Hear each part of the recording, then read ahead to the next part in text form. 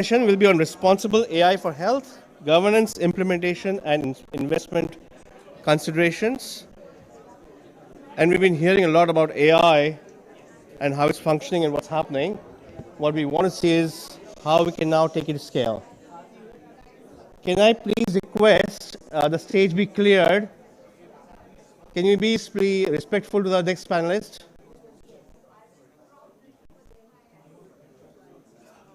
May I request to be respectful to the next panelist, please, and leave the room? Thank you.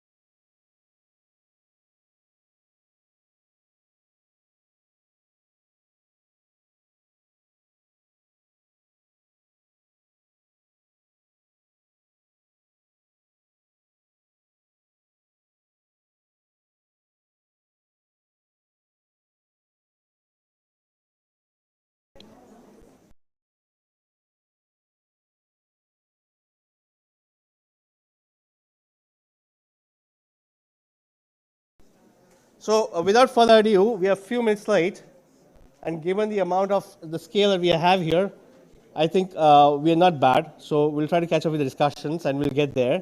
But let me start off without further ado. I'm going to do the less of the talking. Just by way of introduction, I'm Samir Pujari. I lead the work on AI in the WHO's headquarters in Geneva, and I'm here today to discuss. Sorry. Okay. All right. So may I, in the meantime, can I request all the panelists to please come on board and take your chairs here? So we have, I can see the order here now. But please come and take your chairs. First is Samit and Divli. Yeah. Ulrike, please. We have Anders, Shailendra, Soumya, Divlin, and Dr. Mona. I'll introduce you as we go along. I think we need to take a picture first, I've been told. Yeah. So we'll stand first and take a picture before we do the other formalities, and then we can go to the actual discussions.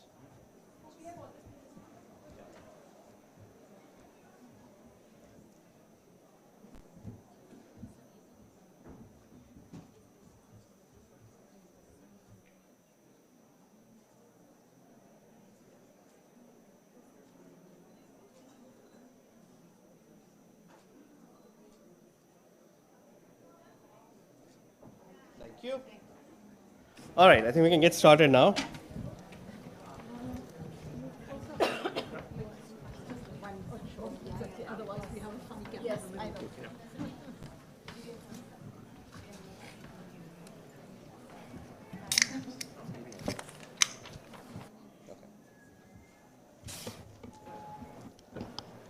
All right.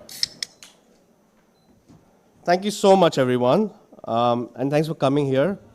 We'll dip into the. I've been told that the CEO for National Health Authority, Mr. Banwal, is running late, so we'll just go ahead with the panel discussion, which is we already have all the panelists sitting here, and we have a very elite panel, and I'm very humbled and pleased to welcome all of you here. Some coming from far away from Geneva, a few of you from here, some from UK and other places. So thank you so much. Let me. I have a pleasure of first introducing the panelists here. I have Dr. Mona Dugal as the first one, a long-time collaborator. She's the director of a very long center, named center, but at ICMR, and she's the focal point on AI and digital health at ICMR. One of our co-chairs also on the evaluations front. So thank you. Please welcome Dr. Mona Duggal to the panel. Then we have from the Wellcome Trust, Ms. Emily Muller. Emily is a technology manager at the Wellcome Trust, and she supports AI health research and innovation in Africa with the data for science and health team. She also holds a PhD in computer vision, which is one of the big areas. So as a technical expert also on this space, and the urban health from Imperial College in London, and has served as the chair of the deep learning in the bar in 2024. Thank you, Emily, for coming in all the way, making the way from UK here. Please welcome Emily. Thank you.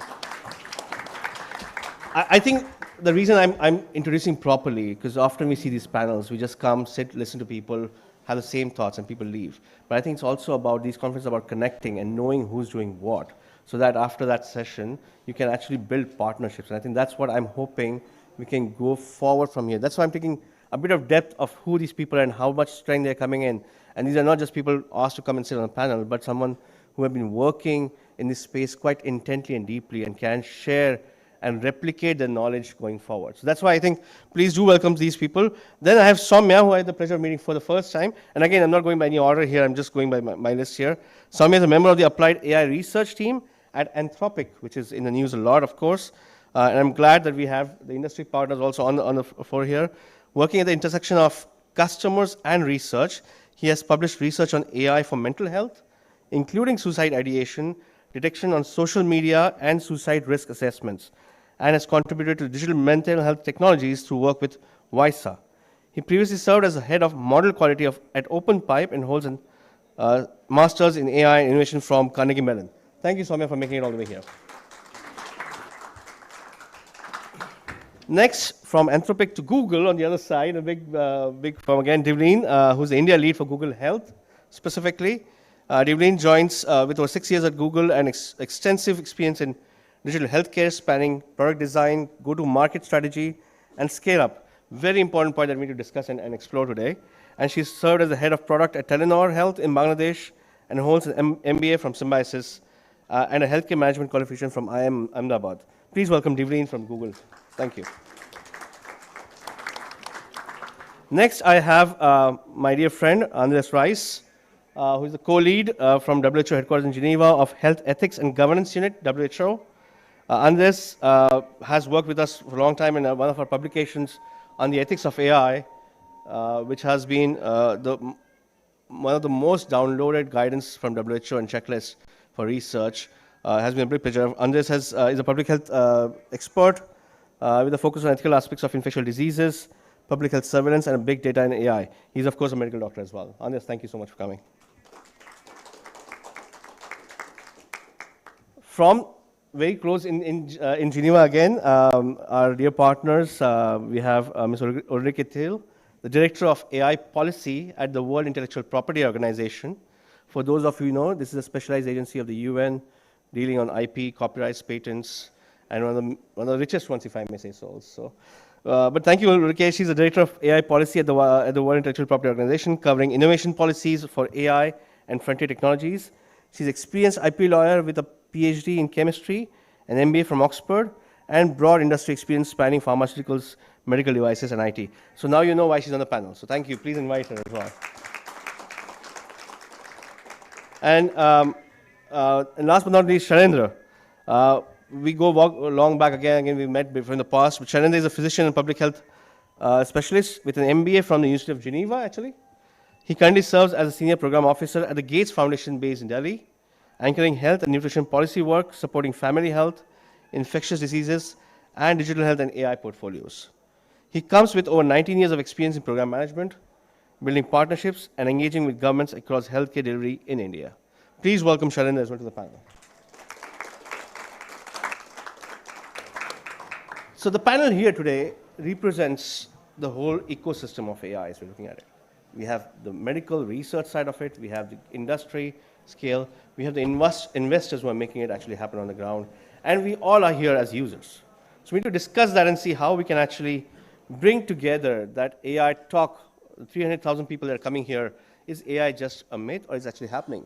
And we saw in the morning when Catherine, our OIC in the regional office, launched the compendium of AI, that a lot of this AI for health is actually happening on the ground. how can we structure it? How can we synthesize it to make sure that this benefits us as a current generation, our healthcare providers, a lot of it, who are providing these healthcare services, and the future generations, as well as us right now today, the day we are living it. Can we benefit from this AI? So that's what the discussion is going to focus on. Thank you so much again for everyone coming here. And we have, of course, some questions around. So please, I would request you to please talk to your wisdom, because you're here as experts in the topic area. And let me start first in a question with Ulrike. I mean, sorry to put you on the spot, but as an implementer, a lot of the industry people come to me and ask me the question, we are innovating, but what in the AI space, how does the IP function, right? Now, this is a big question for a lot of players. We're creating, does it set out, where does the IP, what particular mechanisms are there for IP? And often the story has been that people have avoided this question. Oh no, we are against IP has been a common sentiment that I've heard, and Ulrike, you'll say that, right? Because it restricts innovation. But I think that's a myth. Ulrike, we've had discussions. Plus, what can you tell us about what WIPO and the international community have been doing around this IP space and how it can help take the scale to the next level? Thank you so much for the starter question. Can you hear me? Okay, yes. Very, very good. So I'm your warm-up act, and I'm really grateful for the question because, as you said, very often it is pitched as IP versus access.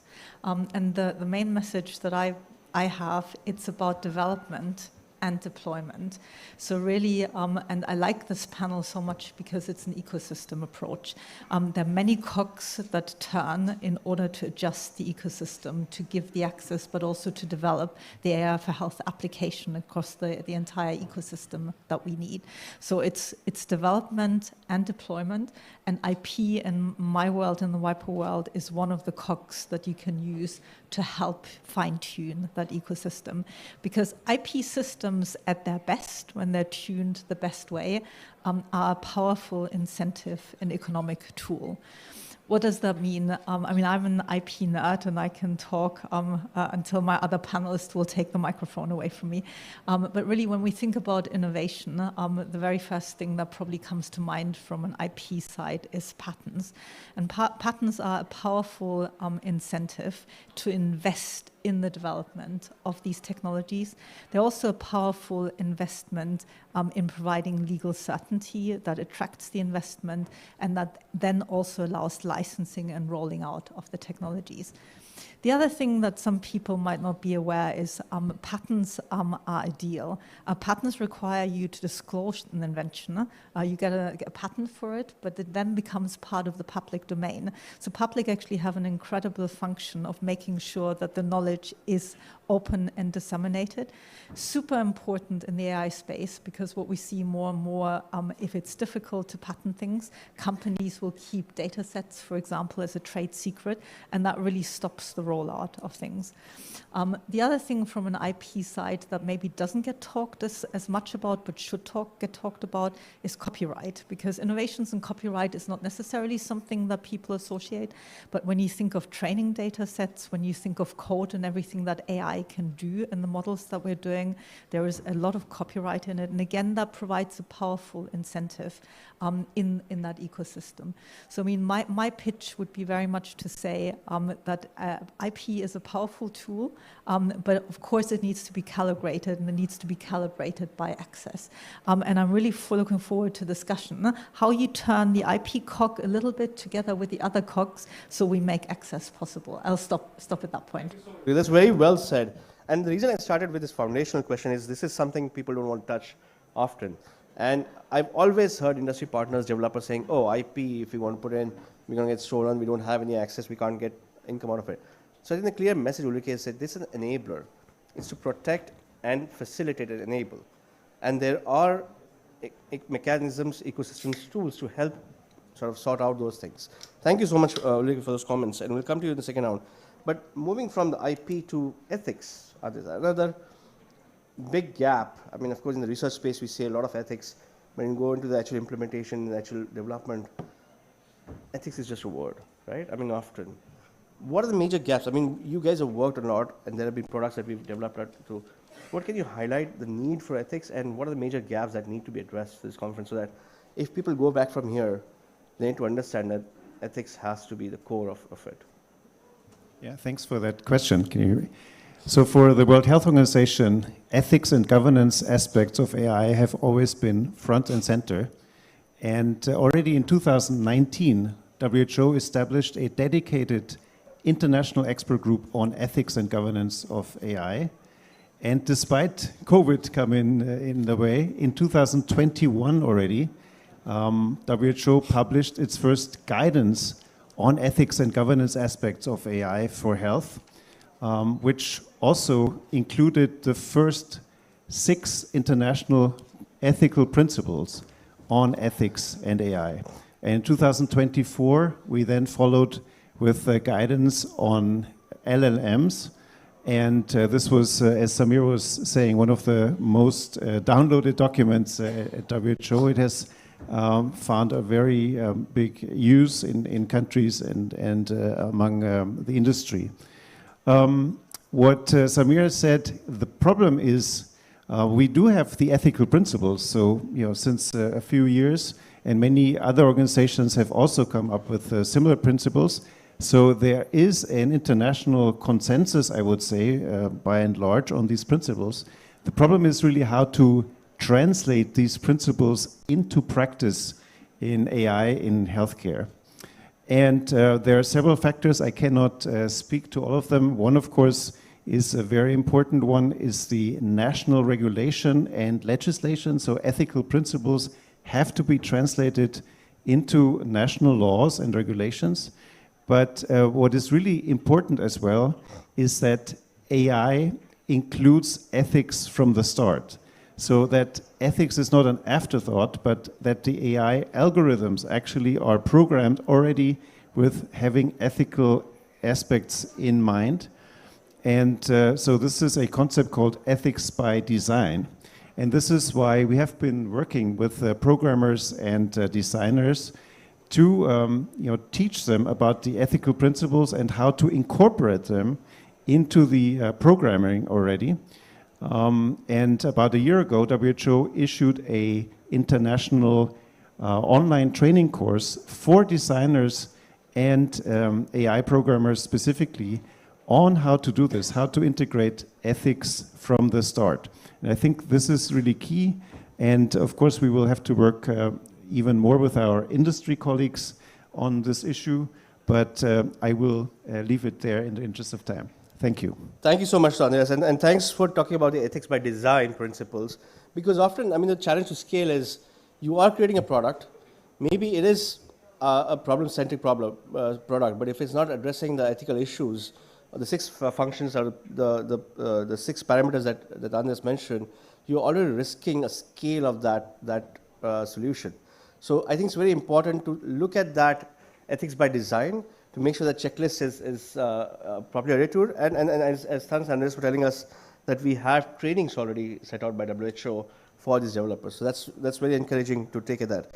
Let me switch from here. As Andreas mentioned, we have to work with the industry. Soumya, you're a researcher, you've studied very much, and you're working on the very, very latest trends of things, probably more into it through Anthropic. As AI models are increasingly adopted and tailored for specific health situations, right? What are the key considerations from an industry perspective to see scale them?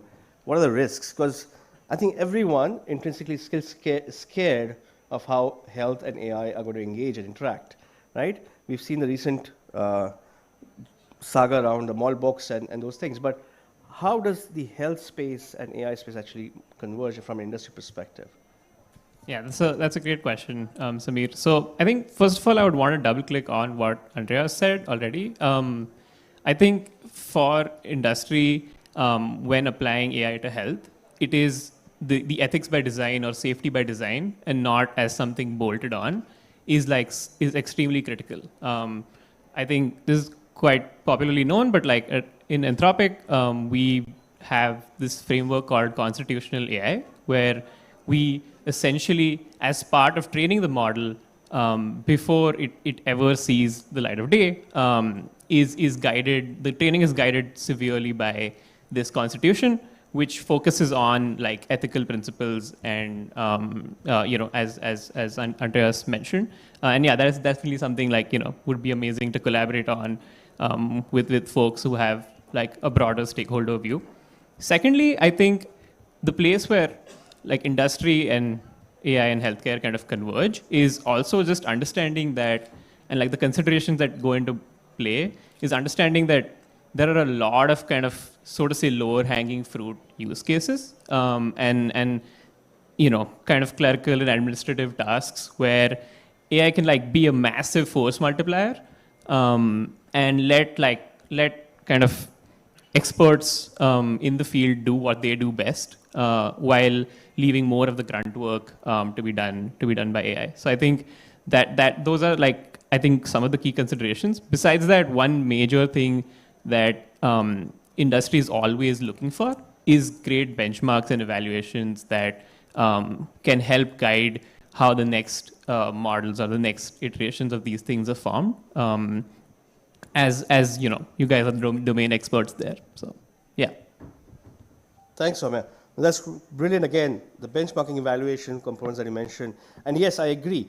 I mean, when we talk of AI, it's not replacing the entire health systems. It's about helping, enabling. And I think this has been said often, but again, this keeps on coming in everything. So the solutions have to be focused on where those process problems or administrative problems can help actually address the major gaps that we're seeing. We don't have providers who can sort of provide some services. So in that, so evaluation is the other thing that you mentioned, Swami. It's important for the industry to see these evaluation programs. So I'm pointing towards Dr. Mona in a double role as I mean, she's also with the ICMR, but also working on the global committee of evaluations. Dr. Mona, can you talk about the work that's been planned in the evaluations work stream, how it will help these different stakeholders, and why it's important for a global institution to do it and everyone to be invested in this space so extremely? Because we've seen in the digital health space, in the e-health space, a lot of verticalization, a lot of pilotization, as was mentioned again and again. How do we enable that through evaluation? I mean, what are the areas of evaluation that you're looking at? Thanks, Sunil, for taking this question. I think two things that we really need to understand. I think there's a lot of movement happening across the world. And I think there needs to be a lot of cross-learning. So even when I'm talking within India, we already know there are states down south who are actually ahead of the curve. And I was a part of the committee in Andhra, where they are working on taking some of the med tech companies, and now they are in the process of starting the evaluation. So already a lot of health systems are taking into this place. But if we go up across other parts of India, within India, there's a lot of variability that we are seeing. As a research organization, I think the compendium was a good starting point, where they actually made an effort to bring a lot of those case studies together, what was the real world action happening. So we have the evidence as we are talking. So we have evidence from the north, we have evidence from the south, and we have evidence across the globe. But we have not been able to collate it. Because even if we talk about evaluations in the space of RCTs, so RCTs are an evolving thing, but when we have we really do not have the time for RCTs. We really need to have trials that are pragmatic. And what are the kind of trials we need? So we need to have the AI test beds and trial units that are now going to actually be giving a quick answer. So if you screen that first part, then you might be able to take those things, give a feedback to the companies or other people, even within the health systems that they're working. How do you strengthen it? Then go to the next part and use technology. You have the area of digital twins that is coming up very rapidly in the RCTs.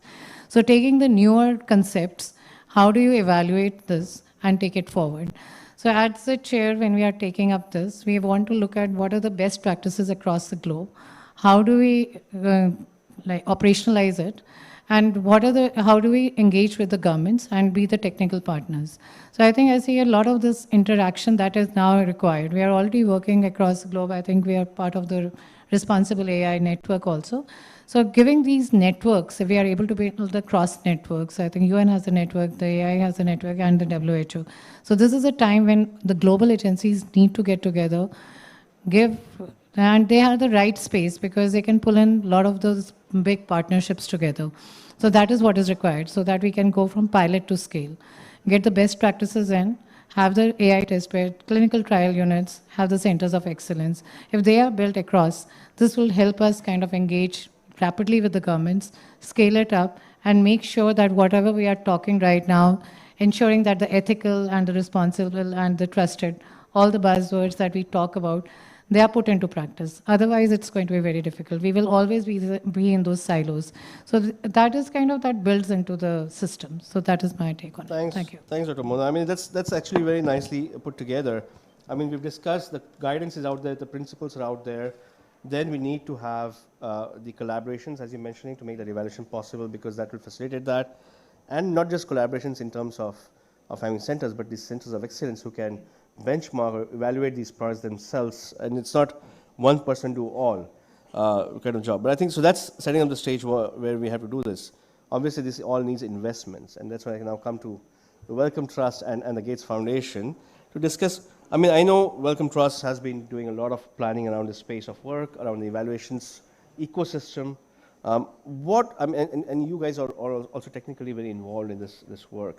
So from Wellcome Trust perspective, in terms of AI and research, how are you looking at the evaluation components and building that ecosystem, learning from the past of e-health, digital health systems where we have had fragmentation which has sort of failed to succeed? So Emily, let me ask you first. I mean, how is Wellcome strategizing this evaluation to scale approach going forward? Yeah, thank you for the question. I think we are focused on the rigor of the evaluation, as well as Mona's highlighted, the ecosystem and the network. So in order to see that public health value being delivered, we need safe and scaled adoption. And to de-risk those investments, we need evaluations that go beyond just the technical validity, but look across multiple dimensions. So what is the intended clinical use, and is it effective? How cost effective is it? How does it integrate into the existing health system infrastructure and governance? How crucially, especially, how does it affect health outcomes? And bringing in the lens of equity, is that the same across different population subgroups? Once it's deployed, is the model stationary over time? Does it drift? And how is it changing clinical behaviors in practice? And is the efficacy still the same after some time? AI developers might not always be in the best position to evaluate all of these things, whether it's because of resource constraints, as Mona's highlighted, for time, or clinical expertise or evaluation expertise. So one of the roles that we see as funders is, let's bring together those relevant expertise, let's support that broad evaluation agenda that can lead to scaled adoption, and bringing in not only individual evaluations, but what happens when we start to develop methods that others can use. So as Mona was saying, bringing in networks to share within country, across country, and enhance and accelerate that learning. Thanks, Emily. Yeah, I think, this is something that we've seen has failed in the past, or being challenged, I think, in the digital health space, because there was a lot of verticals kept on reinvesting in the same space. I know Rwanda, we had a case study where they had 300 pilots running on the same time, on the same topic, right? And that's, I think it's the reinvestment that needs to be thought through.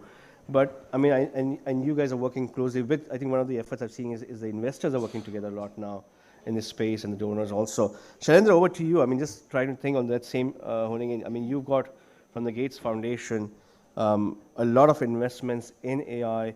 Yes, of course, I think it's important. One of the things I keep on hearing is people do pilots and pilotitis. I think it's important, because without that, you cannot have innovation. But does it stop there? How we go from there to scale? Has that effort been enough, and how is Gates Foundation now looking at, because we've been hearing through all the announcements from Mr. Bill Gates around how he wants to scale the AI impact. So what is the Gates Foundation thinking on the same lines of how can these principles be embedded into the actual scale-up planning of implementation of these AI systems? Thanks, Samir. This is working. Yeah. Thank you, Samir. Thank you for having me here. I think we're all seeing the rapidity of the evolution and revolution of AI. Truly and well, here is the AI era. And I think health is going to be affected very significantly by AI, as we are already seeing. So you rightly said that many of these pilots don't go beyond pilots, they remain projects. So few criteria that we have been applying based on our experiences. Firstly, are these pilots operationally real? I think that's very critical. Is this working in a PHC? Is it working in the hands of an ASHA worker? Is it really making difference to the life of a patient? I think so. Having those specific components are very important. So one of the examples that come to my mind is when doctors are actually practicing, treating patients. It was always been told that, they don't write enough, or there's a data entry operator who's required to enter the data. So now having this whole voice scribe feature and making it work in an enormously crowded place, loud environment, I think is making it very real. And I think such kinds of AI tools and solutions are critical for our work. So having something which is real is important. Having something which has a foundational infrastructure, architecture, which a lot of our government interventions are currently working on, making a difference there. So ABDM, for example, having these entire infrastructure built to share data, to share these components, and having your AI solution aligned to that, I think is very, very critical.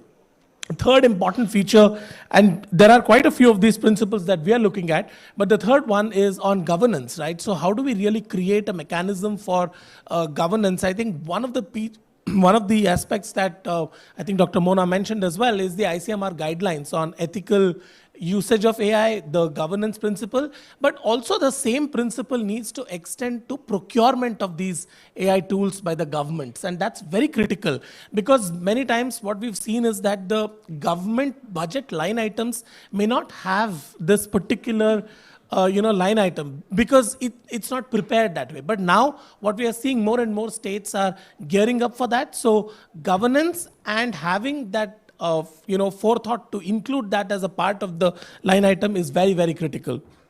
I think another important feature that we've been really trying to understand is how does this work in a system, right? All of these cannot work, all of these solutions cannot work in isolation. And so the health system, is the health system geared up to be able to accept and use AI? Do we have enough training modules developed? Do we have doctors and frontline workers who are not just going to be trained, but also behaviorally, charged up to be able to use these tools to make their life simpler? I think these are some of the core principles that we are looking at, Samir. And then the last one, which I feel is probably the most important, is are patients ready and sort of are they trusting AI enough, right? And I think that has really made a difference, because now we see a larger number of people, trusting AI, trusting themselves in the hands of AI. I think these principles are the ones that are helping us look at our investments and making those decisions to support the right kind of solutions. And they themselves will help us scale as well. So having clinical validations to help these pilots to grow to scale while aligning to all of these principles, I think is probably where we'll find the midpoint. Thank you so much, Shailesh. It was so crisply put by you. I mean, the two areas, governance, and it's very nice to hear from an investment perspective that governance is now the core, because we have realized this. We've often just knee-jerk reactions. This is good, shiny object, let's use it, try to scale it up. Doesn't work. I mean, we've seen, I think governance, the foundation has to be there, very important. And the second thing you said very nicely was trust. The patients themselves will scale it up. We don't have to push around it. So that job of ours is to build that trust as a community of AI. I think with that intention, I think that's very critical, because we don't talk often about regulations and the work around regulations and how do we build that trust, right? Like IP, is regulation a compounding factor? This thing. Let me go to Devleen. I mean, Devleen, you have been implementing. Sorry, I've been putting people on the spot here and there. I mean, as a company, and this is, the regulations is probably the hatred word in the companies often, right? It says, alongside IP. Regulations, why do we want that? We are responsible, we can do it. How does Google help? I mean, what are the challenges that you've seen in terms of regulations? And again, I'm not saying it's good or bad, right? It has to be the right level, which is like a right marriage. You can never get it right? But how do you get that right intent from a Google's perspective so that we don't stop and hinder the implementation of opportunities that are there, but at the same time don't damage it. And you've been on the ground, you've been working in India for a long time. I mean, it's a continent itself. And how do you see these challenges or the opportunities there from regulations perspective? Thank you for that question, Samir. So I'd like to first point out that AI regulations it's an evolving area. Each country, or for that matter, group of countries, looks at these regulations in a very different manner. The EU has its own set of regulations. The UK has its own set of regulations. The US is looking at it differently. India now also has a set of regulations. For an organization like Google, and I'll probably refer more to India, the regulatory landscape is something that we've kept abreast of very in an observatory manner. We observe it very closely. We try and comply as much as we can. And we try and work with the policymakers very, very closely as well. But I think one of our biggest challenges has been trying to adapt our models for the Indian data, which fortunately or unfortunately exists, but it is not as usable as we would like for it to be. So one of the things which I think all of us here would love to see is that we keep talking about digital infrastructure. We're talking about digital infrastructure which is for the public benefit. And under that, we look at AI models. But I think one very big piece that we should be looking at is how do we get data sets which are very much India-focused, very India-centric, and are available for use to train AI models for global organizations. So that's my first point. And the second bit, which I think is something that today we definitely need, is to create awareness on a massive scale. So referring to ABDM, referring to the entire interoperability data standards that we've all been talking about, the question to ask is, does the Indian citizen actually understand what interoperability is? Does the consumer today know what they're consenting to? Because I am pretty certain probably 5 out of 100 Indians would actually understand what exactly they're consenting to. So where I'm going with this one is that if consumers are made to understand that their data is safe, it is going to be anonymized, it is going to be used for training AI models, the access that today we don't have to that organized data might just become better. And eventually, I know we're all moving towards AI models which are more localized in nature. Maybe that becomes a reality much sooner than anyone else can anticipate. And I think the one other bit which would be very, very good to look at and does not exist today is that when policymakers are looking at regulations, are looking at guidelines, the end-to-end ecosystem should be taken into account. So we should look at public health, we should look at private health players, we should look at the consumer, we should look at how we are looking at it from a health budget perspective as well, which I think today that zoomed out perspective seems to be missing. Thank you so much, Evelyn. So you said a very good point. Thank you again for those critical points. But you mentioned data sets. And this is, I think, I have not been to a session on AI since 2017 where data sets have not been discussed. Anyone says we need to have access to data sets, right? They should be made available. My question, I'm going to put it back to you, Evelyn. I mean, coming from Google, how? And what needs to be done? Sorry, I'm putting you on the spot. And this is, I want the panelists. This is the now terror round where we go random on the questions, because I think we want to hear from people sitting here. I want to sit as an audience and understand, yes, all this has been said. How? How do we make that happen? If I'm a startup developer, if I'm a policymaker, if I'm Google, how do I make it happen? So I think the lowest hanging fruit, Samir, and I might be, the odd person in the room who says this, today global data sets exist across other geos. We don't necessarily need to start from scratch. We can have an expert committee look at those data sets and say, okay, this makes sense for X condition. So a lot of biobanks today have enough and more data to train models. But no one today has actually had the good sense to say that of, let's say, 100 million data points, probably half of it makes sense for India as well. Or why just India? It could be for the global south, really. So I think that is a very simple and easy enough exercise to get the ball rolling. Secondly, there are no data mandates as such which exist. So Apollo has millions of data points, so does, let's say, Manipal, but then so does an AIMS. Interoperability is a great concept, but then how does all of it come together? There has to be, I feel, a policy level rollout of how we want to look at medical records and medical data. In principle, it exists, but in terms of actual deployment, we seem to still be taking baby steps. Yes, the ABDM has an infrastructure in place, but I think this requires central level mandates which have to be implemented with a very, very solid repercussion of what happens if you don't comply.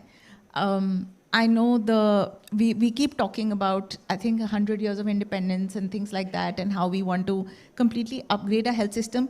Is it possible? 100%. But I think the pace just needs to be scaled up a little bit. Thanks, Julian. I know, I mean, you're definitely saying that there is a need for governance, which I think Shailendra mentioned also. I still want to keep on going to you. One quick question. Google, are there internal thinking around, if we want to speak, and as I said, we want to try and find solutions. Are there thinking as a leader to sort of make some kind of these data sets available for the research globally? Are there discussions? Or are you using these mechanisms? Because you are conveners. Are you able to convene and do these things as well? And I'll then go to you. Promise, this is the last question for you. So, Samir, what we try and do is we influence without power. I'll explain that a little bit. So we try and ensure that we have the right relationships with the right set of policymakers. We try and influence in circles where we know that we might end up having a voice. But to be very honest, it is something which is a learning curve for us also. If I were today, it's been a few years where we have the right set of relationships. We are welcomed by policymakers, folks within the government. But it has been an upward and a not so steep curve also. Sorry, I'll just conclude. I think Google today has a lot of resources, yes, and we are more than willing to work with government partners, government agencies. We would love for them to also want to work with us. Okay. Thanks, Jimmy. I'll take a yes from Google's side that you're very willing to work in this thing, but I understand the concept of governance. Shailendra and Emily, I mean, coming to you now, right? The investments in the government, you mentioned about governance, and this has always been the orphan baby in the space, right? Because if we want to scale up things, we don't see that space. What areas, I mean, is it just talking about governance at broad level, or are there specific actions that Gates Foundation and Wellcome Trust together are looking at? And governance probably entails a lot of things. It's defined differently by different people, the operationalization, the regulations, the ethics, the evaluations. What sort of are you guys specifically investing in? And if I'm an audience here sitting, I'm a developer, I'm an implementer, I'm a healthcare workforce person, how does that sort of help me, the governance issues that, and how is Gates facilitating that, or Wellcome Trust facilitating that? Sure. Thanks, Samir. I think two dimensions to it. One, internally, I think what we are trying to do is put together a team that is specifically looking at all kinds of regulations, governance guidelines that are coming together from different sources, and trying to figure out what is it that makes most sense to the region, the country that we are operating in. So in India, if it's the ICMR, if it's the ICMR digital health team that is looking at it. So our role has been to support the institution there to be able to make sense of it, right? Our role has always been facilitation, and that's what we are also looking at, right? So that's one dimension, right? Which is to look at different guidelines, different resources, different kinds of regulations come together. And the second one, and probably that is for all the developers and organizations that are working on this, is also to align, to help or let them know that they need to align with all of these in order for us to even start working with them. And working with them also means that we will try and help alignment as well. It's not that we just leave them alone. So these are the two ways in which we are trying to support AI solutions. And I think these have been pretty much similar principles that were there even before, even from a digital health perspective. And now that has kind of graduated into the artificial intelligence space as well. Thank you, Sharma. But over to you.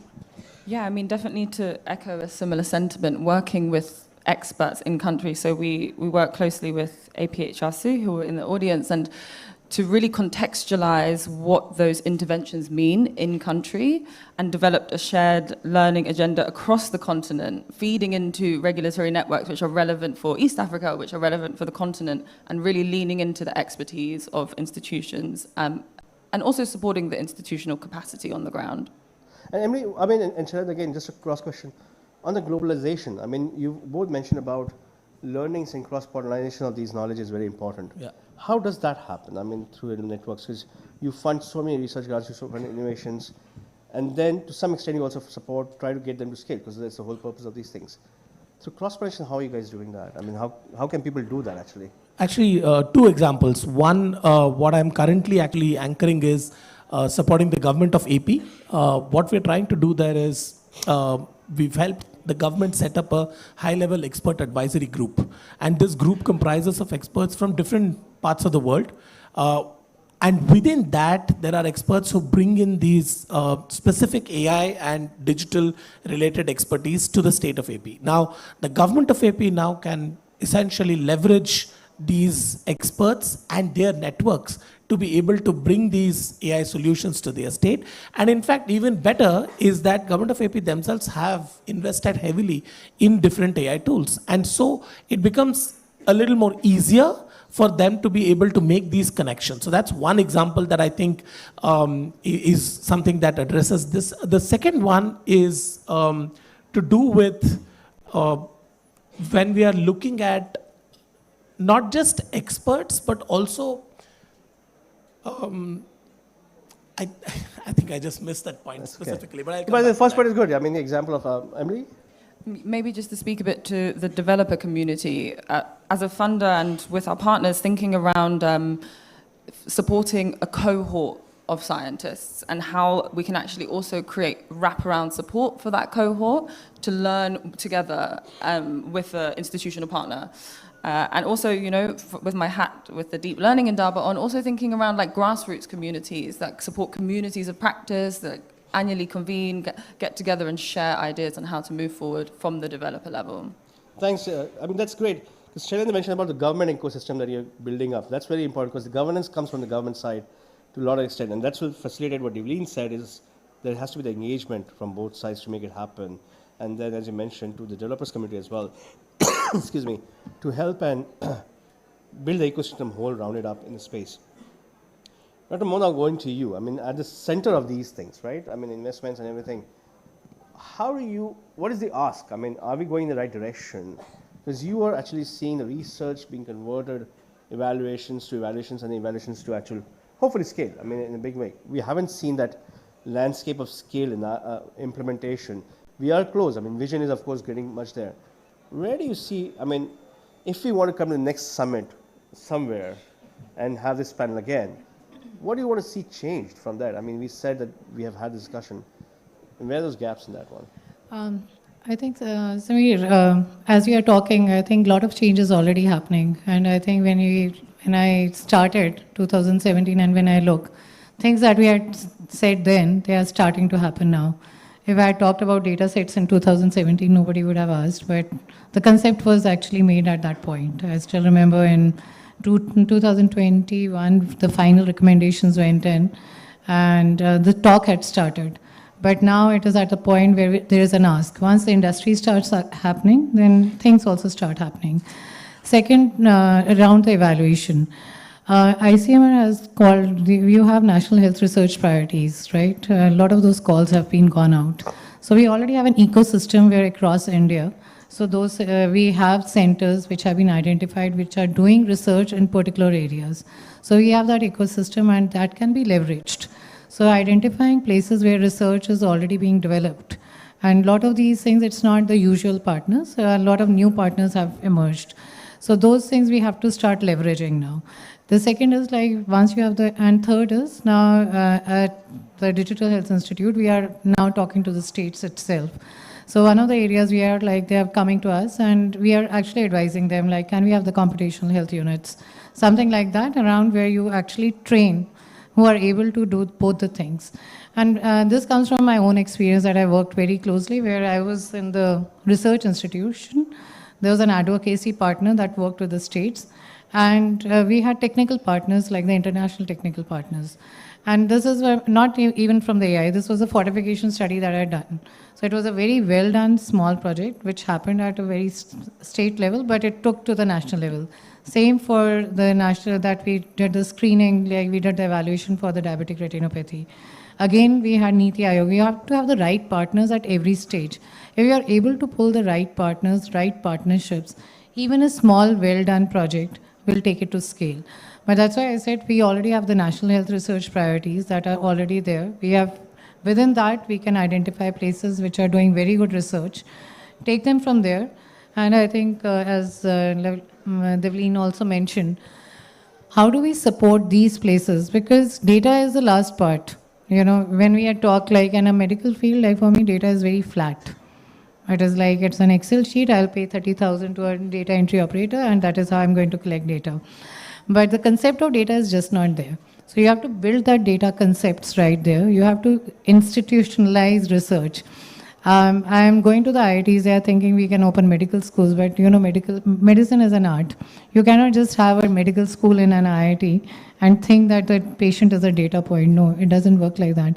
You have to have a coexistence, co-collaboration, where you have to start across. When I talk to the lawyers, I think Kanika is there, it was very funny, I think just before we came in, we were talking to somebody, they said, I've come to the tech field, but law is very confusing.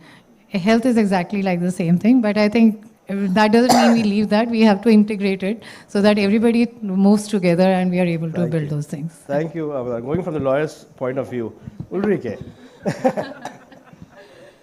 I know we started a bit late, so we can, I think, stretch a couple of minutes over. People sitting here as an audience, we said IP is easy and convenient. Give me two messages for them. I mean, what do you need to do as an implementer developer to get the IP scale away from them and actually sort of integrate and involve that into it?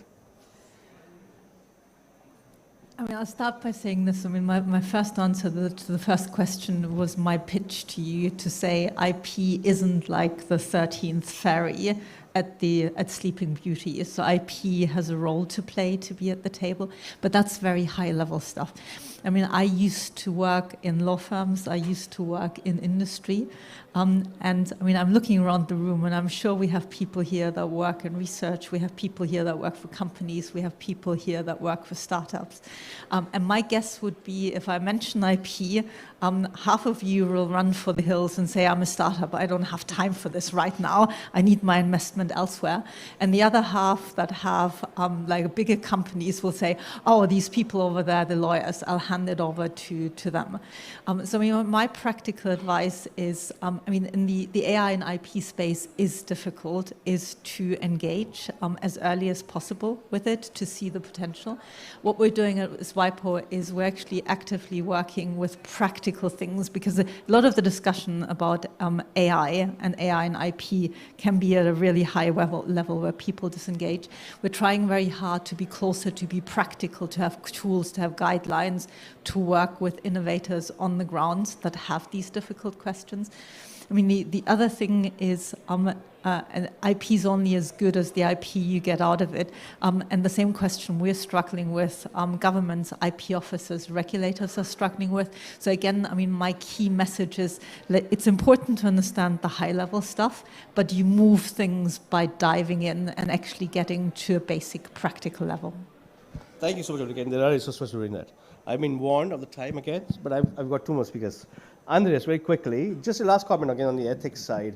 And then I have one more round of one word, but just advice from your side, because you said the training courses exist. Ethics by design. What can, as a user, do here? I mean, as a developer or an implementer, what's the core of the ethics sort of thinking at the part? Thanks. So I think it's very important for the industry, as we have heard, to incorporate ethics teaching into their education for their workers. It's also important for the universities, and we'll have a separate panel tomorrow on that, on the education that is needed on ethics to integrate that really into the curricula of designers and programmers. But I think it's really a big job for the industry to ensure that their staff are well aware and well trained on the ethical issues. Thank you so much. Trainings is important. And somewhere last but not the least, the most optimistic word, where do you see AI from health going from here on as a company? Where do you see the vision of AI for health? Yeah, so I think in the most optimistic version of the world, where I see like AI for health going, is very frankly is a world where we have basically like solved or cured diseases or found cures for diseases, like all diseases by like 2030, 2035 or something.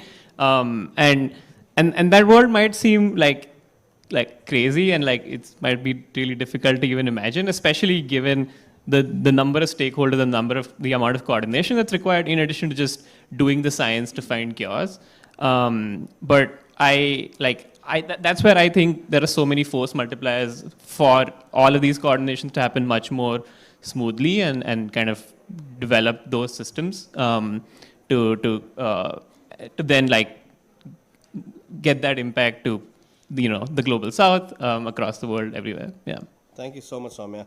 I mean, so there is hope, there's potential, and there is the need for all these ecosystems to be built together. So I think the key words that I've heard from this session, and thank you so much again for all the wise words that have been shared. Of course, with 500 sessions happening, I know hands going up, please talk to people afterwards. We don't have time, unfortunately, for more rounds of questions here. But that's why we've introduced them very eloquently in the beginning. Please do reach out to our experts. But I do want to summarize this session. I think the key that was discussed is, as an AI implementer here, and we have some very prolific policymakers as well, governance is the key to scale. So even if you're an individual, if you're a sort of part of the policy, look at how can we help build a governance. Mona kept on saying partnerships, and I think in every world of the way we say that, do we actually do that? So I would suggest in the next summit, when we come, at least come and say, I have made 3 partnerships happen on AI and actually implemented those from whoever it is. Data sets be it, I mean, I would love to see collaboration between the governments and the data sets, to the industry coming in and showing that case. I think that's our call to make this happen. We all believe in AI, we all believe the potential, but if we can make that happen and shape the investments and resources towards that, I think we would have achieved something and made the mankind a better place. Thank you so much again for being here. Thanks for this panel.